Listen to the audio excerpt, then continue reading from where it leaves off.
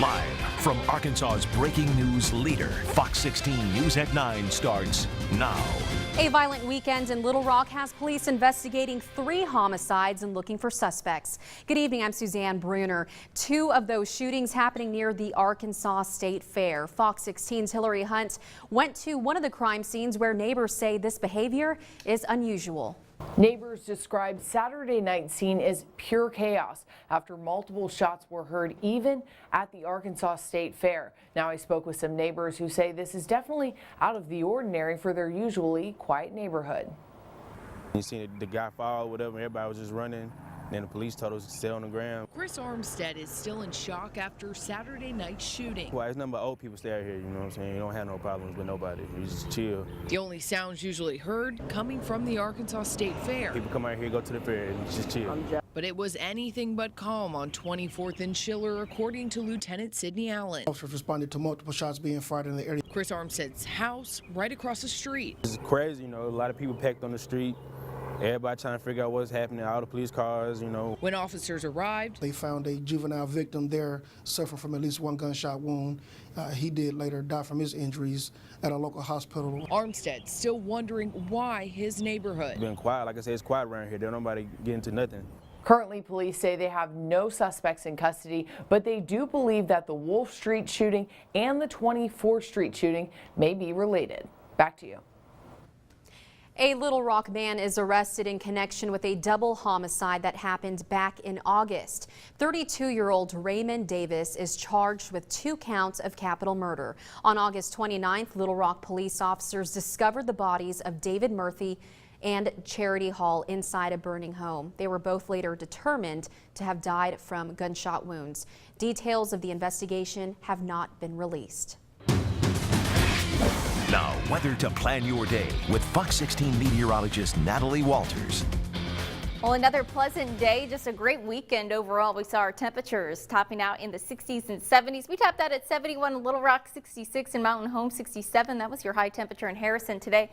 Slightly cooler off to the north. There was a little bit more cloud cover off to the north, but we have dropped into the 50s now at this 9 p.m. hour. We're at 54 in Harrison, 55 Mountain Home. We have 56. That's your current temperature in Little Rock with lower 50s further down to the south. This is what it looks like out there on our live pinpoint radar. We are rain free, and for the most part, we are going to see these rain-free conditions persist for us here, but there is a very slight chance for a shower as we look into late tonight, early tomorrow morning, especially for parts of northern Arkansas. So that's what I'm going to be talking about in our full forecast for us here. As far as any significant rain chances, it doesn't look like we'll be seeing any of that until possibly late into next week. So this is what we're looking at in our weather headlines. A stray shower possible tomorrow, especially for areas off to the north, but we are looking at conditions pretty quiet for the middle of the week. Very nice fall weather. We'll see those highs in the 60s, but for the most part, temperatures staying near normal for this time of the year in the 70s and the 60s, and then we'll see them drop into the 50s and 40s through the overnight hours. But very pleasant forecast ahead of us. I'll have a full look at that forecast and details on those rain chances and what we could expect for tomorrow coming up here in just a bit. Suzanne? All right, thank you, Natalie. Now, police arrest a Conway minister during church service this morning. It happened around 9 at Salem Missionary Baptist Church. Police served a restraining order to the head pastor and his supporters. The minister who was arrested is out tonight, but says this battle is far from over. I don't know how I can continue to live in this city when police can do whatever they want to and get away with it. Coming up later in the broadcast, Fox 16's Leah Uko explains what led up to the arrest and why the church and its congregation can't seem to shake off their ongoing issues. I think the neighborhood is just kind of looking for answers and trying to figure out what's going on. A Little Rock neighborhood feeling uneasy tonight after a deadly shooting on their street, and police say the 2 men involved are nowhere to be found. Fox 16's Ken Bufa shows us how neighbors are working together to get things back to normal. Ken? Suzanne, neighbors are sitting out on their porches, peering out their windows and essentially just looking out for each other because of a Saturday morning shooting that rattled their quiet street. From my experience, it's a pretty quiet neighborhood, so it's kind of surprising to see all that stuff. Nate Hamilton just moved to Rice Street, and like his neighbors, it's unsettling for us. Little Rock police say 2 white men came in through the back door of Hamilton's neighbor's house across the street. Once inside, they robbed 52-year-old Terry Lipsmeyer and fatally shot him in the chest. I installed blinds on the front of our house this morning just because they started saying armed robbery, and I said, okay, well, I don't want people looking into my house anymore. Hamilton immediately taking safety into his own hands. Not their problem, your problem, his problem. Collectively, it's our whole problem. Community leaders and activists asking the neighborhood to come together. To the individuals who know who did this, treat this as if it was your kinfolk, as if it was your loved ones. Police say they are still hunting for the two men wearing all black who ran off around 4 a.m. Hamilton is hoping when they are found, the normally quiet neighborhood will return to what it was. I think the neighborhood is just kind of looking for answers and trying to figure out what's going on, trying to figure out if it's something that's isolated, if it's something we should be worried about. Now, Little Rock police are not releasing too much information on this case because they are still investigating, but they're urging anyone with information to contact them. Suzanne? All right, thank you, Ken, for that report. One teen is dead and 2 others were injured following a wreck last night in Little Rock. It happened at the 430-630 intersection. 19-year-old Anthony Batchelor died in the single car accident. Now, according to a report from the Arkansas State Police, the car Batchelor was riding in went out of control and overturned.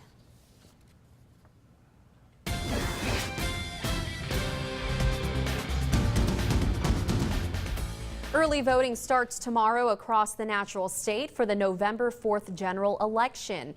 It will run through November 1st for most areas, but some areas in Arkansas will have a final early voting day on November 3rd. You can check with your county clerk's office for specific hours and locations, but in Pulaski County there will be 9 locations. That includes the Pulaski County Regional Building, the Sue Cohen Williams Library in Little Rock, and the Jacksonville Community Center.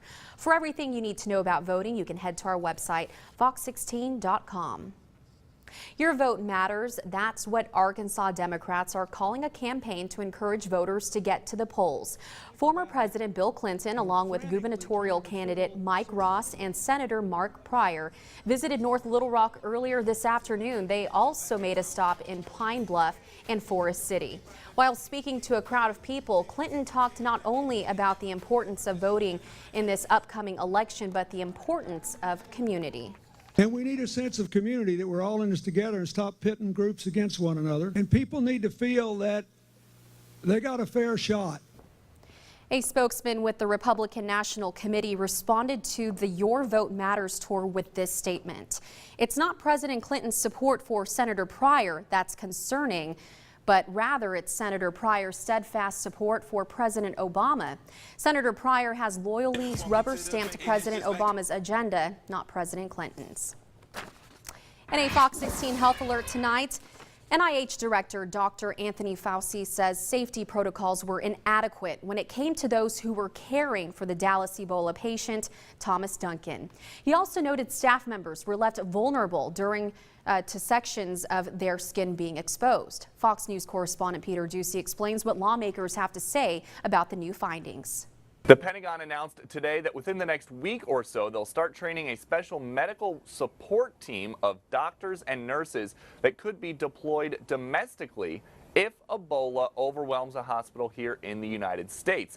This announcement follows a big White House meeting Saturday night where the president talked Ebola strategy with his Secretary of Defense, Chuck Hagel, Homeland Security Secretary Jay Johnson, and HHS Secretary Sylvia Burwell. This morning, Dr. Anthony Fauci from the National Institutes of Health revealed nurses who contracted Ebola in Dallas likely got sick because they were following protocols suitable for field work, but not for treatment inside a hospital. What's very clear now, when you're in an intensive care setting, doing things you would never do in the bush or in the field in Africa, very invasive type procedures, that is not the optimal way. So we don't know for sure, but it is likely that she got infected because not completely covered. Republicans, meanwhile, are still criticizing the president's strategy, with Congressman Paul Ryan asking why the White House doesn't just ban travel from affected areas in Africa. I think we should use every reasonable precaution possible to get ahead of Ebola, and I think that does include looking at things like travel restrictions, necessary quarantines, so that we use every possible precaution we can think of to make sure that we can contain the spread of this. And right now, there's a huge lack of confidence in the competence of our government. The president used his weekly address to explain that he doesn't think a travel ban would work, in part because it would make it harder for American Ebola experts to get in and out of affected areas in Africa. at the White House, Peter Ducey, Fox News.